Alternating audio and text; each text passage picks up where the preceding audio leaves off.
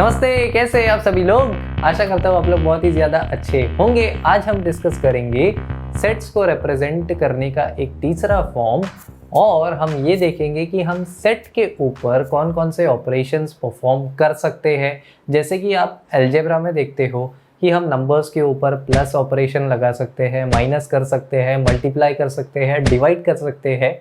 Similarly अगर मुझे दो सेट्स के बीच में कोई ऑपरेशन करना है तो मैं कौन कौन सा चीज़ें कर सकता हूँ।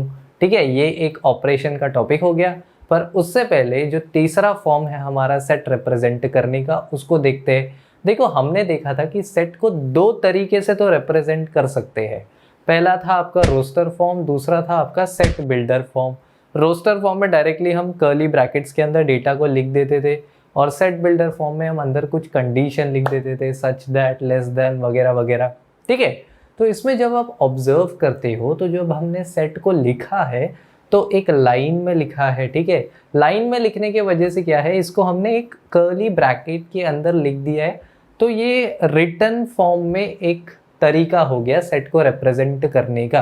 पर अगर मैं सेट को ज्योमेट्री की मदद से रिप्रेजेंट करना चाहता हूँ, अगर मैं एक सेट को किसी ज्योमेट्रिक शेप के फॉर्म में बदल दूँ तो चीज़ें थोड़ा इजी लगने लगेगी, क्योंकि ज्योमेट्री शेप्स जो होते हैं हमें जल्दी समझ में आते हैं, डायग्राम्स जल्दी समझ में आते हैं, क्योंकि हम विजुअलाइज कर पाते हैं कि ये चीज़ एक्चुअल में ऐसे दिखता होगा। ठीक है, तो जब आप एक सेट को ज्योमेट्रिकल शेप्स की मदद से रिप्रेजेंट करते हो, उस टेक्निक को बोलते हैं वेन डायग्राम्स। ठीक है, वेन डायग्राम्स में क्या होता है, आप किसी सेट को कोई भी पर्टिकुलर शेप दे सकते हो। मान लो कि जैसे मेरा एक सेट है ए। ठीक है, अगर मेरे पास एक सेट है ए तो हम क्या करते थे, हम लिखते थे कि ए इक्वल्स टू कुछ अंदर कुछ लिख देंगे और कर्ली ब्रैकेट बंद कर देंगे। ठीक है, ये तो नॉर्मल टेक्निक है। पर वेन डायग्राम में मैं क्या बोलूँगा कि ये कोई एक ज्योमेट्रिक शेप है। ठीक है, कोई भी शेप है और ये जो शेप मैंने बनाया है यही मेरा ए सेट है। ठीक है, सिमिलरली अगर मैं बोलता हूँ कि मैं ये जो मेरा शेप है, ठीक है, डायमंड के जैसा, या थोड़ा स्क्वायर को घुमा दिया हमने, ठीक है, या कुछ भी बोल दो, ये जो हमारा शेप है ये मेरा बी सेट है। ठीक है, तो वेन डायग्राम्स क्या बोलता है, वेन डायग्राम्स बोलता है कि आप किसी भी सेट को कोई भी शेप की मदद से रिप्रेजेंट कर सकते हो।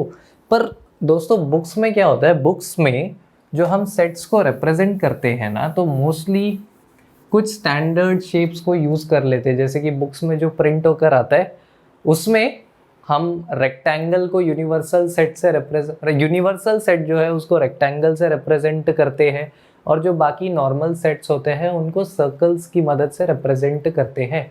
पर आपको पता होना चाहिए कि वेन डायग्राम में आप कोई भी शेप से रिप्रेजेंट कर सकते हो, पर क्योंकि बुक्स में हम सर्कल्स और रेक्टेंगल्स यूज़ करते हैं, इसीलिए अभी हम यहाँ पर भी रेक्टेंगल और सर्कल्स को यूज़ करेंगे। जैसे कि मैंने बोला आपको कि एक यूनिवर्सल सेट जो होता है, यूनिवर्सल सेट को रिप्रेजेंट करते हैं हम एक सर्कल, एक रेक्टेंगल से। ठीक है, यूनिवर्सल सेट रिप्रेजेंट किया जाता है रेक्टेंगल की मदद से।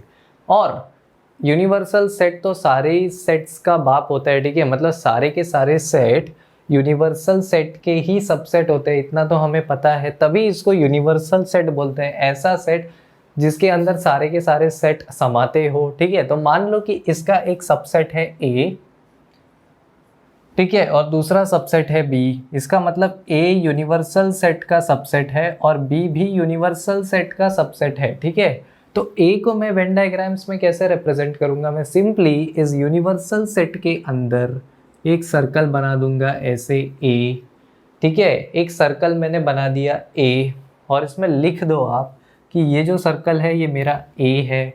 अगर मुझे बी को रिप्रेजेंट करना है तो मैं दूसरा सर्कल बना दूंगा बी, ये मेरा बी है। और ये जो मेरा बाहर है इसको हम बोल देंगे यूनिवर्सल सेट। ठीक है, तो यूनिवर्सल सेट को हम रेक्टेंगल से रिप्रेजेंट करते हैं और उसके जो भी सबसेट्स होते हैं, मान लो ए, मान लो बी, उनको हम सर्कल की मदद से रिप्रेजेंट करते हैं। बस इतना ही कॉन्सेप्ट है वेन डायग्राम का। ये क्या है, ये सिर्फ एक तरीका है सेट्स को रिप्रेजेंट करने का। अब सेट्स के ऊपर हम क्या क्या ऑपरेशंस परफॉर्म कर सकते हैं उनको देखते हैं। ठीक है, जब हम सेट्स के ऊपर ऑपरेशंस परफॉर्म करने की बात करते हैं तो सबसे पहला ऑपरेशन जो सेट्स के ऊपर परफॉर्म किया जाता है उसे बोलते हैं यूनियन। ठीक है, यूनियन क्या होता है, मान लो आपके पास एक सेट है ए, दूसरा सेट है आपके पास बी। अगर आप बोलते हो ए यूनियन बी, तो ए यूनियन बी का मतलब होता है कि ए के अंदर जो भी एलिमेंट्स है और बी के अंदर जो भी एलिमेंट्स है, इन दोनों एलिमेंट्स को मिला दो और साथ में एक सेट के अंदर लिख दो। मतलब ए के एलिमेंट्स को जोड़ देंगे हम बी के एलिमेंट्स के साथ, और जो सेट मिलेगा उसको कर्ली ब्रैकेट्स के अंदर एनक्लोज कर देंगे। तो जो ये सेट मिला है, इस सेट को हम बोलेंगे ए यूनियन बी। ठीक है, इसको देखते हैं बोर्ड पे ये दिखता कैसे है। मान लो मेरे पास एक सेट है ए, मेरे पास एक सेट है ए, दूसरा सेट है मेरे पास बी। तो सबसे पहले जब आप यूनियन ऑपरेशन परफॉर्म करते हो, तो यूनियन ऑपरेशन परफॉर्म किया जाता है ऐसे, यू जैसा एक सिंबल आपको लिखना होता है और इसको पढ़ा जाता है ए यूनियन बी। ठीक है, ये लिखने का स्टाइल है बस। ठीक है, अब मान लो कि मेरे पास ए के अंदर दो एलिमेंट थे 1 और 2, बी के अंदर मेरे पास मान लो 3 एलिमेंट थे 3, 4 और 5। जब मैं बोलता हूँ कि ए यूनियन बी लिखो, इसका मतलब ए के सारे एलिमेंट लिख दो और बी के सारे एलिमेंट लिख दो और दोनों को एक सेट के अंदर एनक्लोज कर दो।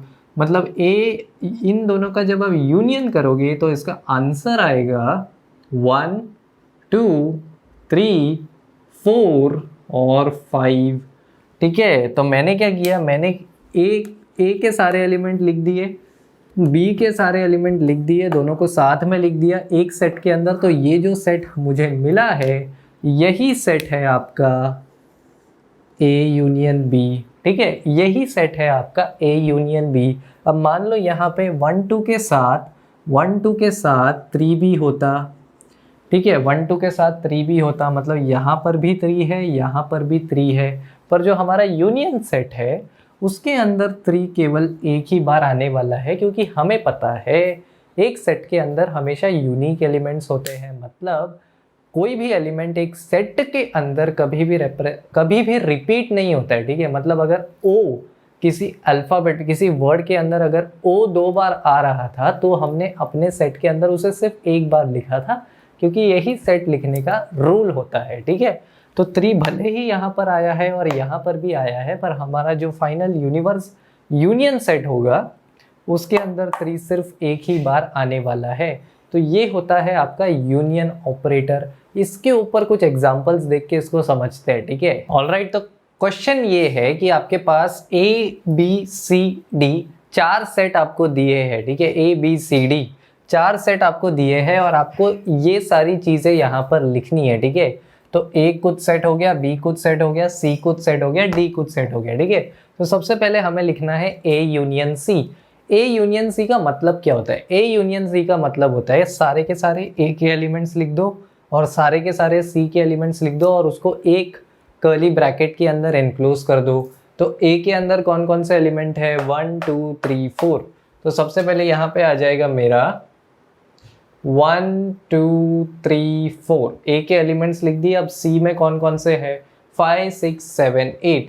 क्या यहाँ पे 5, 6, 7, 8 है? नहीं है, पर यहाँ पर हमें सी के एलिमेंट्स लिख देने हैं। तो ये हो जाएगा 5, 6, 7, 8। बस खत्म, इतना ही होता है ए यूनियन सी।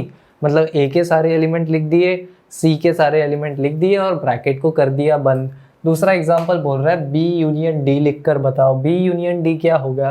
बी में है 3, 4, 5, 6, डी में है 7, 8, 9, 10। तो बी का सबसे पहले लिख दो। बी का होगा 3, 4, 5, 6, 3, 4, 5, 6। डी का होगा 7, 8, 9, 10, 7, 8, 9, 10। ठीक है, ये सिंपल हो जाएगा आपका बी यूनियन डी। बी के सारे एलिमेंट्स लिख दिए, डी के सारे एलिमेंट्स लिख दिए। उसके बाद है A union B union D. A union B union D, तो यहाँ पर 2 बार यूनियन ऑपरेटर लगा है। तो सबसे पहले इसको सॉल्व करते हैं। ए यूनियन बी, ठीक है, मतलब ए के सारे एलिमेंट्स लिख दो और बी के सारे एलिमेंट्स लिख दो। ए के सारे एलिमेंट हो गए 1, 2, 3, 4। यहाँ पे आएगा 1, 2, 3, 4। बी के सारे एलिमेंट्स लिख दो 3, 4, 5, 6। 1, 2, 3, 4। 3, 4 यहाँ पर भी आया है, 2 बार लिखने की ज़रूरत नहीं है, एक्स्ट्रा एलिमेंट्स लिख दो सिर्फ 5 और 6। ठीक है, तो ये हो गया आपका ए यूनियन बी। अब ये A यूनियन B हमने लिख दिया है, उसका यूनियन D के साथ, मतलब इन सारे एलिमेंट्स का यूनियन करना है आपको D वाले सेट के साथ। 7 8 9 10, यहाँ पे 7 एक बार भी नहीं लिखा तो हम आराम से लिख सकते हैं, ये हो जाएगा 7 8 9 10। ठीक है, तो ये हो जाएगा सिंपल आपका A union B union D। Last वाले में बोला है B यूनियन C, सेम कर सकते हैं B यूनियन C, मतलब 3 4 5 6 5 6 7 8, 5 6 यहाँ पर भी आया, यहाँ पर भी आया, एक ही बार लिखेंगे 3 4 5 6 7 8। सबसे पहले आ जाएगा 3 4 5 6 7 8। उसके बाद इन दोनों का यूनियन करेंगे हम D के साथ, तो क्या आंसर आएगा? D में आंसर आएगा 7 8 9 10। 7 और 8 ऑलरेडी आ चुका है, तो 9 और 10 आएगा आपका आंसर सिर्फ। तो ये आपका बन जाएगा B union C union D। Alright, तो जो हमारा सेकंड ऑपरेशन है, हमने देखा कि यूनियन ऑपरेशन परफॉर्म करने पर क्या होता है। अब जो हमारा सेकंड ऑपरेशन है उसको बोलते हैं इंटरसेक्शन। ठीक है, यूनियन में क्या हो रहा था, यूनियन में हम एक सेट के एलिमेंट को दूसरे सेट के एलिमेंट के साथ जोड़कर एक बड़े से सेट के अंदर लिख देते थे। अब इंटरसेक्शन में उल्टा होगा। मान लो कि मेरे पास एक सेट है A, मेरे पास एक सेट है A, दूसरा सेट है B। तो सबसे पहले जब हम इन दोनों सेट्स के ऊपर इंटरसेक्शन करते हो तो ऑपरेटर लगता है ये वाला। ठीक है, A इंटरसेक्शन B। जब आप दो सेट का इंटरसेक्शन करते हो तो एग्जाम्पल अंदर डाल दो एलिमेंट्स। मान लो इसके अंदर एलिमेंट है 1 2 3 और इसके अंदर एलिमेंट है 3 4 5। ठीक है, तो जब आप इंटरसेक्शन परफॉर्म करते हो तो जैसे कि नाम बोलता है, दो सेट इंटरसेक्ट कर रहा है। इंटरसेक्ट किस पॉइंट पर कर रहा है? दोनों में कॉमन जो है, कॉमन उस पॉइंट पर ये सेट इंटरसेक्ट करेगा। तो इंटरसेक्शन ऑपरेशन क्या होता है, जैसे यूनियन में आप दोनों सेट लिख देते हो पूरा का पूरा, अब इंटरसेक्शन में आपको कॉमन एलिमेंट ही लिखना है सिर्फ। मतलब A इंटरसेक्शन B इस केस में क्या आएगा, A इंटरसेक्शन B इस केस में आएगा सिर्फ 3। ठीक है, क्योंकि A के अंदर भी 3 है, B के अंदर भी 3 है। तो इंटरसेक्शन ऑपरेटर क्या होता है, इंटरसेक्शन ऑपरेटर सिर्फ कॉमन एलिमेंट्स दे देता है जो भी सेट आपके पास है उसका। अब मान लो कि A के अंदर 1 2 होता और B के अंदर 3 4 5 होता। ठीक है, तो जब आप इन दोनों को ऑब्जर्व करोगे, इन दोनों का इंटरसेक्शन निकालोगे अगर, तो 1 2 है यहाँ पर 3 4 5 है, कोई भी कॉमन एलिमेंट ही नहीं है। तो अगर दो सेट्स के बीच में कोई कॉमन एलिमेंट नहीं है तो कुछ नहीं है, और ऐसे सेट को हम बोलते थे नल सेट। ठीक है, नल सेट या एम्प्टी सेट या वॉइड सेट, इसको ऐसे भी लिख सकते हैं। ठीक है, पर मोस्टली हम ऐसे ही लिखते हैं, फाई का सिंबल यूज करते हैं जिसको बोलते हैं नल सेट। ठीक है, तो इंटरसेक्शन क्या होता है, इंटरसेक्शन होता है आपका कॉमन एलिमेंट्स। इससे रिलेटेड कुछ प्रॉब्लम्स देखते हैं। ठीक है, ऑलराइट, तो ये प्रॉब्लम देखो, प्रॉब्लम में हमारे पास 4 सेट दिए हैं A B C और D, और इसके बदले में हमें ये 3 चीज़ें निकालनी है। ठीक है, सबसे पहले बोल रहा है A इंटरसेक्शन B। इंटरसेक्शन का मतलब होता है कॉमन एलिमेंट। ठीक है, तो A इंटरसेक्शन B जब आप करते हो तो A और B का कॉमन एलिमेंट लिखना है। तो कॉमन एलिमेंट देखते हैं, पहला एलिमेंट कंपेयर करो, A में 3 है, B में 7 है, कॉमन नहीं है। B में 5 है, सॉरी A में 5 है पर B में कहीं पर भी 5 नहीं है। A में 7 है और B में भी 7 है, तो 7 एक कॉमन एलिमेंट हो गया। ठीक है, A में 9 है, B में भी 9 है, तो 9 दूसरा कॉमन एलिमेंट हो गया। A में 11 है तो B में भी 11 है, तो 3 एलिमेंट यहाँ पर कॉमन आ गए। तो इसका आंसर क्या होगा, 7 9 11। ठीक है, तो ये हो जाएगा A intersection B। B intersection D क्या होगा, B और D का कॉमन एलिमेंट्स, B और D को कंपेयर करो।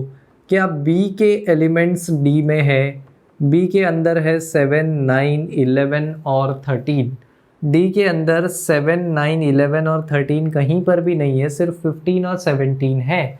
तो यहाँ पर कोई एलिमेंट कॉमन नहीं है, तो इसका आंसर होगा नल सेट, सिंपल।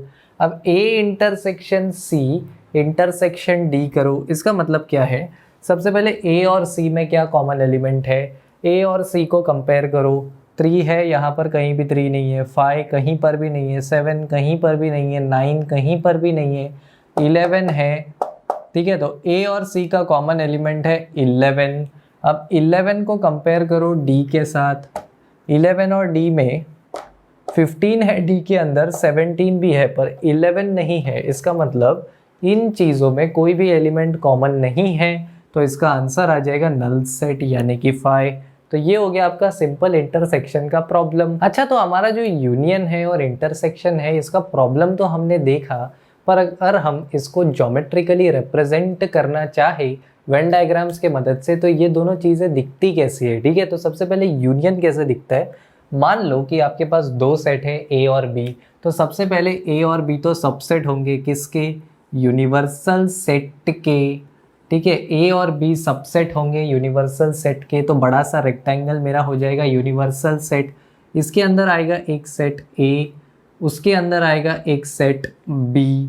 ठीक है, अब अगर मैं ए यूनियन बी की बात करता हूँ, सबसे पहले ये दोनों सेट का नाम लिख दो, ए और बी। अब अगर मैं ए यूनियन बी की बात करता हूँ, मतलब ए के सारे एलिमेंट साथ में लिखे जाएंगे बी के सारे एलिमेंट्स के साथ। इसका मतलब ये पूरा का पूरा सर्कल ए है और ये पूरा का पूरा सर्कल बी है। तो जब मैं इन दोनों को साथ में लिखता हूँ, ठीक है, यानी कि ये सारे के सारे एलिमेंट्स अगर मैं लिखता हूँ, तो इनके अंदर जो भी एलिमेंट्स होंगे, ये जो मैंने शेड किया है, इतना हिस्सा, ये जो पूरा का पूरा आपका हिस्सा है, इसके अंदर जितने भी एलिमेंट्स होंगे, यही कहलाएगा आपका ए यूनियन बी।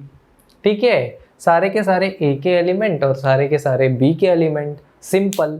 अब ए इंटरसेक्शन बी कैसे दिखेगा। ए इंटरसेक्शन बी सबसे पहले आ जाएगा आपका यूनिवर्सल सेट, एक सेट होगा ए, दूसरा सेट होगा बी, ए और बी। तो इस डायग्राम में इंटरसेक्शन मतलब 2 सेट इंटरसेक्ट होते हैं कहीं पे, और उस कहीं पे को ही हम कोई कॉमन पॉइंट बोलते हैं, तो कॉमन एलिमेंट्स को हम लिखेंगे। तो अगर आप देखो, ये ए है, ये बी है, ए और बी का जो कॉमन पार्ट है वो ये वाला हिस्सा है। ठीक है, तो ये वाला हिस्सा जो होगा, इसको बोला जाएगा A intersection B. Simple, 2 diagram जहाँ इंटरसेक्ट कर रहे हैं, वो जो कॉमन पार्ट आ रहा है, उस कॉमन पार्ट को हम बोलते हैं इंटरसेक्शन। सिंपल।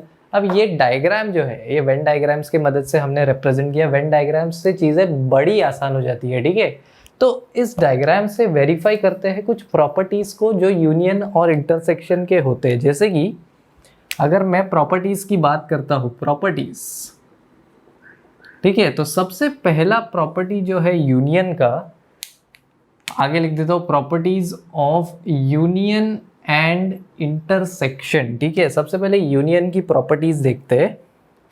तो सबसे पहला प्रॉपर्टी ये बोलता है कि ए यूनियन बी इक्वल होता है बी यूनियन ए के। ठीक है, ए यूनियन बी इक्वल होता है बी यूनियन ए के। इसका क्या मतलब है।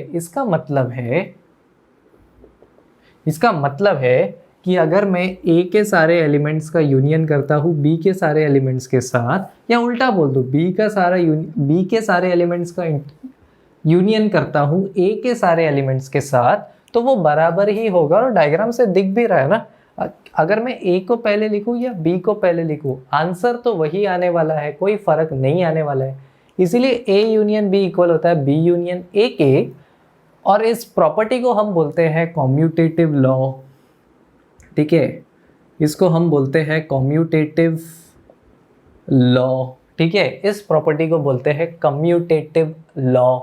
ठीक है, अब अगर मैं बोलता हूँ कि A union B union C, A union B साथ में है, और इनका यूनियन अगर मैं सी के साथ करता हूँ, तो ये चीज़ इक्वल आता है A union B union C को साथ में लिख दो। ये चीज़ भी डायग्राम से बड़े आराम से हमें दिखता है।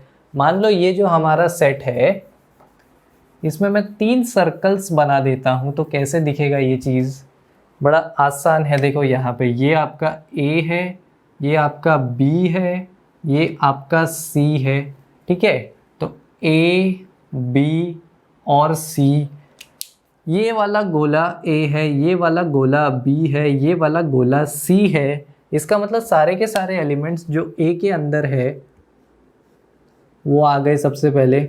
उसके बाद सारे के सारे एलिमेंट जो B के अंदर है वो लिख दिए। उसके बाद सारे के सारे एलिमेंट्स जो C के अंदर है वो लिख दिए। अब A यूनियन B, इन दोनों को मैं पहले लिखता हूँ, ठीक है। इन दोनों के एलिमेंट्स का यूनियन ऐसा दिखेगा, ठीक है, इन दोनों एलिमेंट्स का यूनियन। और उसके बाद मैं C को भी ऐड कर देता हूँ, ठीक है। और अगर मैं B यूनियन C को भी साथ में लिखता हूँ तो पहले इस तरफ का आएगा, लास्ट में A ऐड हो जाएगा। मतलब क्या है, मतलब लास्ट में एंड में जाकर ये पूरा का पूरा एरिया ही शेड हो रहा है, चाहे आप इसको पहले लिखो या इसको पहले लिखो, ठीक है। तो A union B union C equal होता है A union B union C के, ठीक है। इस प्रॉपर्टी को बोलते हैं एसोसिएटिव लॉ, ठीक है। इसको बोलते हैं हम एसोसिएटिव लॉ, ठीक है। ये दो लॉ हो गए। अब एक चीज ऑब्जर्व करो आप, अगर मैं बोलता हूं A union null set, A union null set, इसका मतलब मैं A का यूनियन कर रहा हूँ एक खाली एम्प्टी सेट के साथ। अगर मैं कोई खाली चीज़ को किसी भरी हुई चीज़ में डालूंगा तो भरी हुई चीज़ ही मुझे मिलने वाली है। खाली चीज़ ऐड करने का मतलब क्या है, कोई मतलब ही नहीं है। तो A यूनियन नल सेट का आंसर आता है A, ठीक है। अब अगर मैं A का यूनियन करता हूँ यूनिवर्सल सेट के साथ, मतलब कि यहाँ पर जो हमारे 3 गोले हैं इसके जगह मैं बोलता हूँ कि एक ही गोला ले लो जो आपका सेट है A, ये आपका सेट है A, इसके सारे एलिमेंट्स को लिख दो यूनिवर्सल सेट के सारे एलिमेंट्स के साथ, तो पूरा का पूरा यूनिवर्सल सेट ही तो आपको मिलने वाला है ना लास्ट में। तो इसका आंसर आ जाएगा यूनिवर्सल सेट, ठीक है। ये हो गया आपका यूनिवर्सल सेट का प्रॉपर्टी। और जो लास्ट है, ठीक है, लास्ट है, अगर मैं A का यूनियन A के साथ ही करता हूं, इसका मतलब A union A, A union A मतलब वापस से मैं इतने हिस्से को शेड कर दूंगा, ठीक है। तो A यूनियन A क्या रिजल्ट देता है, A यूनियन A रिजल्ट देता है A ही, मतलब किसी भी सेट का आप उसी सेट के साथ, सेम सेट के साथ यूनियन करते हो तो वही सेम सेट आपको आंसर मिलता है। इसको बोलते हैं आइडेम्पोटेंट लॉ, ठीक है। तो ये आपके यूनियन के कुछ प्रॉपर्टीज हो गए। अब इंटरसेक्शन के कुछ प्रॉपर्टीज को देखते हैं। तो जो इंटरसेक्शन का प्रॉपर्टीज है वो भी यूनियन की तरह ही काम करता है। सबसे पहला देखो, A इंटरसेक्शन B में अगर करता हूं तो वो इक्वल आता है B इंटरसेक्शन A के। एक सेट है A, एक सेट है B, दोनों का कॉमन इंटरसेक्शन ये वाला पार्ट आता है।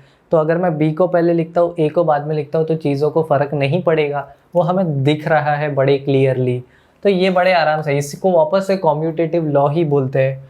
वापस से A intersection B intersection C equal होता है A intersection B intersection C के, क्योंकि तीनों सेट का वो जो कॉमन पार्ट होगा, कोई भी ऑर्डर में आप जाओ उसी हिस्से तक आप पहुंच जाओगे। तो ये चीज़ भी आराम से लिखी जा सकती है। ये है आपका एसोसिएटिव लॉ।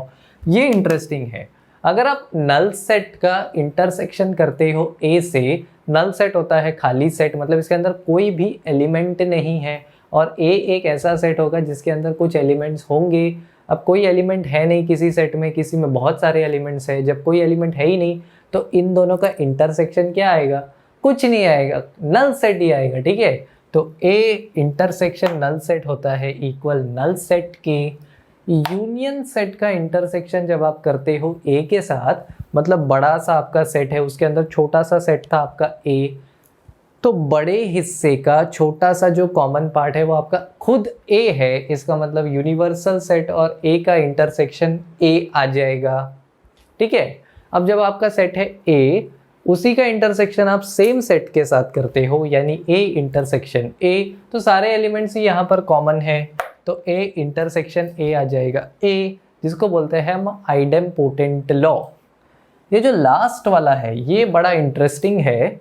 यहाँ पे ऑब्जर्व करो, ए का इंटरसेक्शन बी यूनियन सी के साथ लिखा जा सकता है A intersection B union A intersection C. मतलब ये चीज़ बड़ा नोट करने लायक है कि जो इंटरसेक्शन होता है, इंटरसेक्शन डिस्ट्रीब्यूट्स ओवर यूनियन। यानी अगर दोनों के बीच में यूनियन होगा तो इंटरसेक्शन एक एक को बट जाएगा। ये कैसे वेरीफाई कर सकते हैं? वेन डायग्राम्स की मदद से ही हम इस चीज़ को वेरीफाई कर लेंगे। लेफ्ट हैंड साइड क्या बोल रहा है? लेफ्ट हैंड साइड बोल रहा है कि आप ए का इंटरसेक्शन कर दो बी यूनियन सी के साथ, तो वेन डायग्राम में चीज़ें कैसी दिखेगी? सिंपल सा है, सबसे पहले यूनिवर्सल सेट होगा, उसके अंदर 3 सेट होंगे ए बी और सी। ठीक है, ये ए है, ये बी है, ये सी है। तो सबसे पहले ब्रैकेट के अंदर दिया है बी यूनियन सी, मतलब ये पूरा सेट है बी, ये पूरा सेट है सी। तो इन दोनों का यूनियन ऐसा दिखेगा, पूरा कलर इतना कलर हो जाएगा। ठीक है, ये पूरा आपका बी यूनियन सी बन जाएगा। ठीक है, और उसके बाद बोला है ए का इंटरसेक्शन इस शेडेड हिस्से के साथ। तो इतने शेडेड हिस्से में ये वाला जो पार्ट है ये कॉमन है, ये ए है, इसका इंटरसेक्शन हो रहा है इतना। तो इतना सा जो पार्ट है वो हो जाएगा आपका A intersection B union C LHS में। RHS में कैसे दिखेगा ये चीज़? RHS को भी बना लेते हैं। RHS बोल रहा है वापस से वही 3 सेट ले लो, ए बी और सी, ए बी और सी। ठीक है, सबसे पहले बोला ए का इंटरसेक्शन कर दो बी के साथ, ये ए है, ये बी है, ये इंटरसेक्शन हो जाएगा इन दोनों का। फिर उसके बाद बोला है ए का इंटरसेक्शन कर दो सी के साथ, ये ए है, ये सी है, तो इन दोनों का इंटरसेक्शन ऐसे दिखेगा। ठीक है, उसके बाद बोला है दोनों का यूनियन कर दो, मतलब इसको मिला दो इसके साथ। तो आप देखोगे दोनों ये वाला पार्ट कॉमन आ रहा है दोनों केस में। इसका मतलब कि ये दोनों इक्वल है, इसका मतलब कि ये चीज़ हमारा ट्रू है। और इस चीज़ को हम बोलते हैं डिस्ट्रीब्यूटिव लॉ, क्योंकि इंटरसेक्शन डिस्ट्रीब्यूट करता है यूनियन के ऊपर। ठीक है, तो ये लॉज आपको याद होने चाहिए जो बहुत ज़्यादा यूज़ होते हैं प्रॉब्लम्स में। अब कुछ प्रॉब्लम्स को देखते हैं। प्रॉब्लम देखने से पहले एक कंसेप्ट है जिसको बोला जाता है डिसजॉइंट सेट्स। डिसजॉइंट सेट्स क्या होता है? डिसजॉइंट सेट्स वो सेट्स होते हैं, मान लो आपके पास 2 सेट है ए और बी। जब आप ए और बी का इंटरसेक्शन करते हो और आपको बदले में इसके नल सेट मिलता है, तो ऐसे सेट को हम बोलते हैं डिसजॉइंट सेट्स। ठीक है, इसको सिंपली बोला जाता है डिसजॉइंट सेट। ठीक है, डिसजॉइंट सेट्स वो सेट होते हैं जिनमें कोई पॉइंट कॉमन नहीं होता है, मतलब 2 सेट का इंटरसेक्शन करोगे तो बदले में नल सेट मिलेगा। ऐसे सेट को बोलते हैं डिसजॉइंट सेट। तो ये डायग्राम में कैसे दिखेगा? एक रेक्टेंगल हो जाएगा जो आपका यूनिवर्सल सेट है, उसके अंदर सेट आ जाएगा ए, दूसरा सेट आ जाएगा बी। कोई भी कॉमन एलिमेंट नहीं है, इसलिए ये दोनों अलग अलग लिखे गए हैं। अगर कोई चीज़ कॉमन होती तो इसको हम ऐसे इंटरसेक्ट करवा देते, पर यहाँ पर कुछ इंटरसेक्शन नहीं है, तो ऐसे सेट को हम बोलेंगे डिसजॉइंट सेट्स। ठीक है, अब कुछ प्रॉब्लम्स देखते हैं। तो यहाँ पे देखो, ये जो हमारा प्रॉब्लम है इसमें हमें वही सेट्स दिया है ए बी सी डी, और हमें ये 2 चीज़ें पूछी है। सबसे पहले बोला है A intersection B union C निकाले। देखो, इसको आप डिवाइड कर सकते हो क्योंकि हमें पता है इंटरसेक्शन डिस्ट्रीब्यूट्स ओवर यूनियन, पर ऐसा करेंगे तो प्रॉब्लम बड़ा हो जाएगा। तो इसी को सॉल्व करते हैं। सबसे पहले ब्रैकेट के अंदर क्या है? B union C. B union C मतलब बी के एलिमेंट्स को सी के एलिमेंट्स के साथ में लिखना है।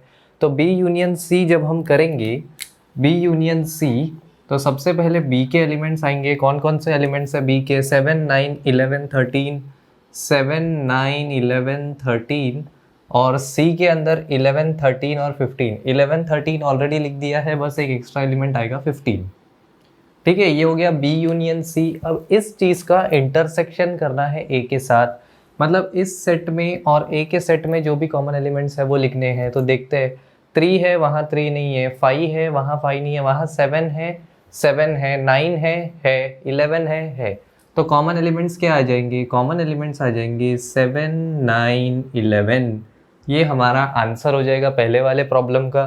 सेकंड प्रॉब्लम में बोला है कि आपको ए यूनियन डी का इंटरसेक्शन निकालना है बी यूनियन सी के साथ। ए यूनियन डी सबसे पहले लिख दो। ए यूनियन डी क्या होगा? ए के सारे एलिमेंट्स और डी के सारे एलिमेंट्स 3, 5, 7, 9, 11 सबसे पहले आ जाएंगे। 3, 5, 7, 9, 11 और डी के सारे एलिमेंट्स 15 और 17। कॉमन तो रिपीटिंग एलिमेंट्स कोई भी नहीं है इसमें। ये हो गया। इसका इंटरसेक्शन हमें निकालना है बी यूनियन सी के साथ, तो बी यूनियन सी लिख दो। बी यूनियन सी, बी के सारे एलिमेंट्स 7, 9, 11, 13 हमने यहाँ पे लिखा है, ठीक है। 7, 9, 11, 13 और 15।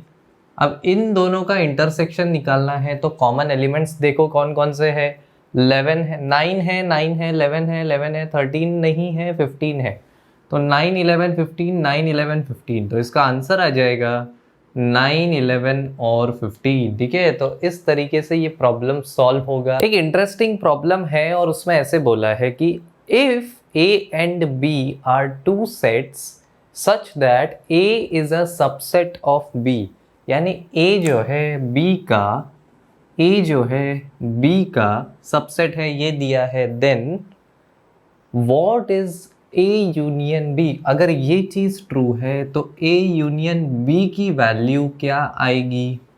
ठीक है, तो ये चीज़ ऑब्जर्व करो। अगर A B का सबसेट है, इसका मतलब A के जितने भी एलिमेंट्स होंगे, जैसे कि A1, A2, A3, मान लो ये इसके एलिमेंट्स है, ये एलिमेंट्स B के अंदर होंगे। ठीक है, तो इसके अंदर ये एलिमेंट्स होंगे A1, A2, A3। साथ ही साथ B के कुछ एक्स्ट्रा एलिमेंट्स हो सकते हैं, तो मान लो वो B1 है, B2 है, B3 है। ठीक है, तो अगर A B का सबसेट है, तो जब हम इन दोनों के एलिमेंट्स को साथ में एक सेट के अंदर लिखेंगे तो A के सारे एलिमेंट्स तो आ ही जाएंगे। एक्स्ट्रा कौन से एलिमेंट्स होंगे? जो B के अंदर है, यानी B1, B2, B3। इसका मतलब अगर किसी बड़े से सेट का छोटा सबसेट दिया है, तो इन दोनों का जब आप यूनियन करते हो तो आंसर क्या निकल कर आता है? आंसर आपका बड़ा वाला सेट निकल कर आता है। तो ये एक बहुत इंपॉर्टेंट ऑब्जर्वेशन है जो आपको पता होना चाहिए कि अगर किसी बड़े सेट का छोटा सबसेट दिया है, तो अगर आप इन दोनों का यूनियन करते हो तो जो बड़ा वाला सेट है वही आंसर आने वाला है। एक तीसरा ऑपरेशन जो हम सेट्स के केस में परफॉर्म करते हैं उसको बोलते हैं डिफरेंस ऑफ सेट्स। ठीक है, हमने दो ऑपरेशन सबसे पहले देखे, union of set, intersection of set, और उसके कुछ प्रॉपर्टीज देखे। तीसरा ऑपरेशन जो हम सेट्स के ऊपर परफॉर्म करते हैं उसको बोलते हैं डिफरेंस ऑफ सेट्स। ठीक है, डिफरेंस ऑफ सेट्स क्या होता है? मान लो कि मेरे पास सबसे पहले एक बड़ा सा यूनिवर्सल सेट है, और इसके अंदर दो सेट है मेरे पास, A और B। ठीक है, A और B। अगर मैं बोलता हूँ A माइनस B, तो सबसे पहले डिफरेंस ऑफ सेट को लिखा जाता है A minus B, A minus B। इसका मतलब क्या है? इसका मतलब ये है कि A के अंदर जो भी B के एलिमेंट्स है उसको हटा दो, A में से B को हटा दो। A में से B को हटाने का मतलब है कि अगर A के अंदर B के कुछ एलिमेंट्स है तो उन B के एलिमेंट्स को A के एलिमेंट्स में से हटा दो। तो ये चीज़ ज्योमेट्रिकली कैसे दिखेगी? अगर ये A है, ठीक है, अगर ये A है तो ये जो पार्ट है ये वाला, यहाँ पर B के एलिमेंट्स मौजूद है। ठीक है, तो ये पूरा गोला A है, ये पूरा गोला B है। अगर मैं A में से B को हटा देता हूँ, इसका मतलब ये चीज़ कैसा दिखेगा? ये चीज़ कुछ ऐसे दिखेगा। ठीक है, अगर आप A में से B को हटा देते हो तो इतना हिस्सा बचेगा। एग्जाम्पल के लिए मान लो कि लिस्टिंग फॉर्म में देख लो, अगर A के अंदर 1, 2, 3, 4 है और B के अंदर सिर्फ 3, 4 है, तो जब मैं बोलता हूँ A माइनस B, तो हमें क्या करना है? हमें जो B के एलिमेंट्स है उनको A से हटा देना है।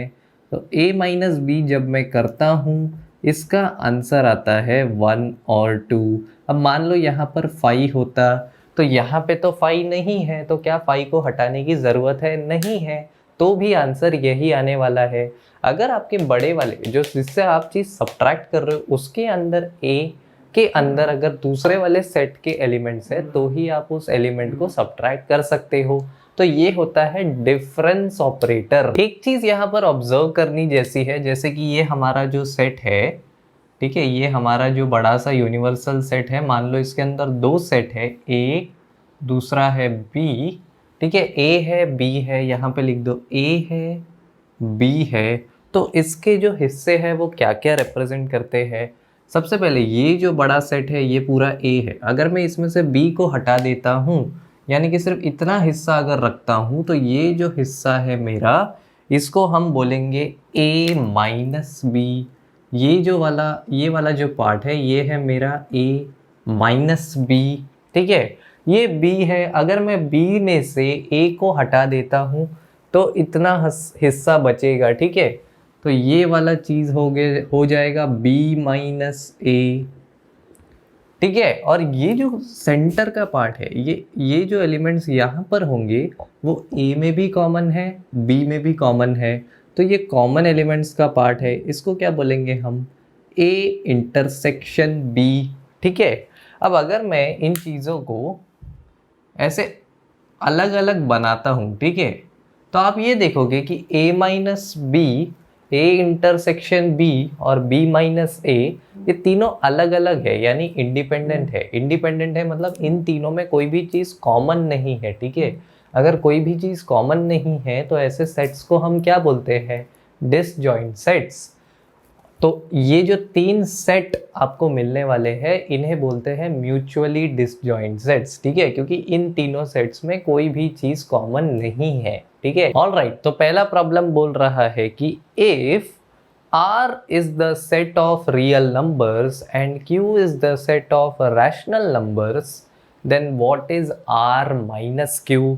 अगर R रियल नंबर्स का सेट है, R रियल नंबर्स का सेट है, ठीक है, R मतलब रियल नंबर्स, Q मतलब रैशनल नंबर्स, तो अगर आप R में से Q को हटा देते हो, यानी कि R में से Q को हटा दिया, तो बदले में कौन से नंबर्स मिलेंगे? हमें पता है कि रियल नंबर्स जो होता है वो rational number plus irrational numbers होते हैं, यानी जो नंबर रैशनल नहीं होता, जो p/q फॉर्म में नहीं लिखा जा सकता है, जो नॉन टर्मिनेटिंग होता है या नॉन टर्मिनेटिंग नॉन रिपीटिंग होता है, ठीक है, तो ऐसे नंबर्स होते हैं हमारे इरैशनल नंबर्स।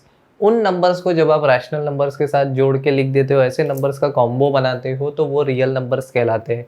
अब अगर आप रियल नंबर्स में से रैशनल को हटा दोगे तो बदले कौन से नंबर्स बचेंगे? इरैशनल नंबर्स, ठीक है। तो अगर आप रियल में से रैशनल हटाते हो तो आपको मिलता है सेट ऑफ इरैशनल नंबर्स, ठीक है। तो ये प्रॉब्लम ऐसे सॉल्व होता है। ऑलराइट, तो ये प्रॉब्लम देखो, इसमें हमें दो सेट दिया है और ये तीन चीज़ें पूछी है, ठीक है। तो सेट को ऑब्जर्व करते हैं। सबसे पहले x है y है, x में से y को हटाना है। ये कब पॉसिबल होगा? जब x में y के कुछ एलिमेंट्स होंगे। तो y में f है, b है, d है, g है। यहाँ पर y के कोई एलिमेंट्स है क्या? यहाँ पर b है, ठीक है, b है और d है, ठीक है। तो अगर मैं x में से y को हटाता हूँ तो मुझे b और d को यहाँ से हटाना पड़ेगा। तो आंसर क्या बचेगा जब मैं b और d को हटाता हूँ? सिंपल a, c, ठीक है। अब x में से y को हटाया तो y में से x को हटा दो। y में f है, b है, d है, g है। x में a है, b है, c है, d है। a और c सिर्फ x में है, y में नहीं है। b और d यहाँ पर है, तो b और d को यहाँ से हटा दो, क्या बचेगा? f, g, ठीक है। जब आप x का अब पूछा है x इंटरसेक्शन y, इसका मतलब x और y के कॉमन एलिमेंट्स, दोनों में कॉमन क्या है? b और d, तो इसके कॉमन एलिमेंट्स आ जाएंगे b और d। तो बड़े आराम से ये प्रॉब्लम ऐसे सॉल्व हो जाएगा, ठीक है। ये प्रॉब्लम देखो, इसमें हमें बोला है कि ये तीन चीज ट्रू है कि फॉल्स है, ये चीज हमें बताना है। दो सेट दिए हैं, क्या ये चीज डिसजॉइंट है चेक करते हैं। डिसजॉइंट का मतलब क्या होता है? डिसजॉइंट सेट्स वो सेट होते हैं जो दो सेट के बीच में कोई भी एलिमेंट अगर कॉमन नहीं होता है, यानी कि कोई इंटरसेक्शन पॉइंट नहीं मिलता है, तो ऐसे दो सेट्स को हम डिसजॉइंट बोलते हैं। पहले सेट में है 2 3 4 5, दूसरे सेट में है 3 और 6। पहले वाले सेट में 3 है, दूसरे वाले सेट में भी 3 है, मतलब एक कॉमन एलिमेंट है, मतलब ये दोनों डिसजॉइंट नहीं है, तो पहला वाला तो फॉल्स हो जाता है। सेकंड वाले में A E I O U A B C D, पहले वाले में ए है, दूसरे वाले में भी ए है, यहाँ पे कॉमन एलिमेंट हमें मिल गया, तो ये डिसजॉइंट नहीं है, तो ये चीज़ भी फॉल्स हो जाता है। उसके बाद आता है 2 6 10 3 7 11, यहाँ पे जो चीज़ है, यहाँ पे जो चीज़ है, दोनों अलग अलग है, कोई भी कॉमन एलिमेंट नहीं है, तो क्या ये दोनों सेट डिसजॉइंट हुए? बिल्कुल हुए, तो ये बन जाता है आपका ट्रू। ठीक है, तो ऐसे आपको प्रॉब्लम्स को सॉल्व करना है। आशा करता हूँ आपको आज का वीडियो पसंद आया होगा। Thank you so much guys ये वीडियो देखने के लिए। Bye bye and take care.